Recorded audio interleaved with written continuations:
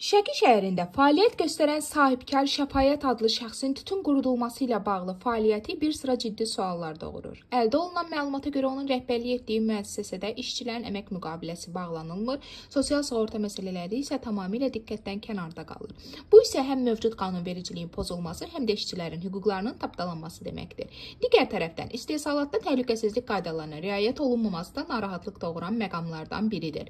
İşçilərin üzərində nə xüsusi geyim forması, nə əlcək, nə də qoruyucu maska var. Halbuki tütün qurudulması zamanı toz və digər zərərli maddələrin havaya qarışması insan sağlamlığı üçün ciddi təhlükə mənbəyidir.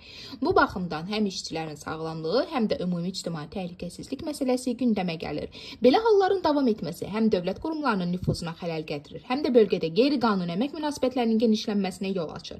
İlgili qurumlardan tələb olunur ki, məsələ dərhal araşdırılsın, əmək münasibətləri qanun çərçivəsində tənzimlənsin və istehsalat təhlükəsizlik qaydalarının tətbiqi təmin edilsin.